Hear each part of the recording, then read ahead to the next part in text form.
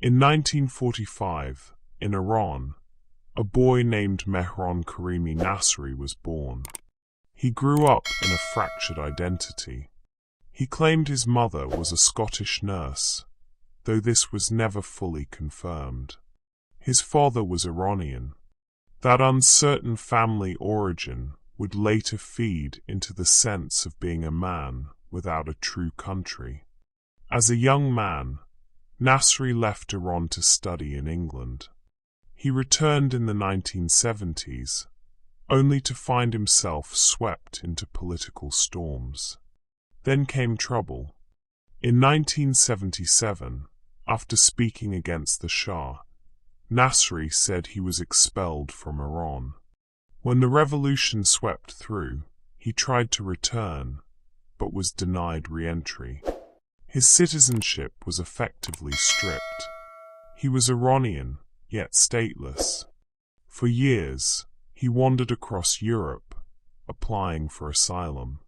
Belgium eventually granted him refugee status.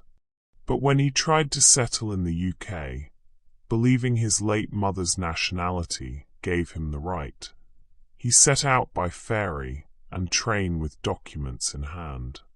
Somewhere along the journey, those papers were lost or stolen. When he landed at Charles de Gaulle Airport in Paris in 1988, he had no passport, no refugee certificate, no visa. French authorities could not admit him without papers, and Iran refused to recognize him. He was caught in legal limbo, a man who belonged nowhere. And so the airport became his world. For 18 years, he lived inside Terminal 1. He slept on a red bench, surrounded by his luggage.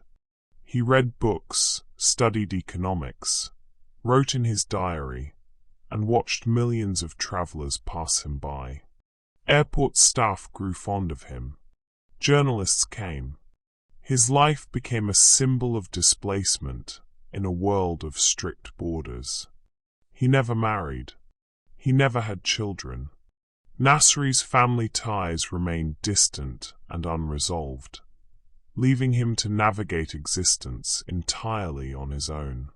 His solitude became part of his legend, a man stripped of home, country, and family, yet still visible to the world. Out of that strange existence came a book, The Terminal Man.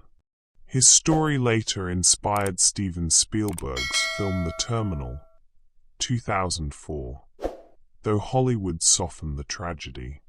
Nasseri did leave the airport eventually, in 2006, when illness forced him to hospital.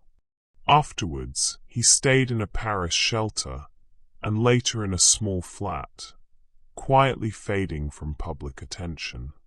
But in 2022, he returned to Charles de Gaulle, reportedly by choice. On November 12, 2022, at the age of 77, he suffered a heart attack and died in Terminal 2F, the same airport that had defined his life. Mehran Karimi Nasseri's story is a haunting paradox. A man without a country who became known across the world. Rejected by nations, yet remembered by millions. He spent years waiting for freedom, and in the end, his final breath came in the very place where time had once stood still.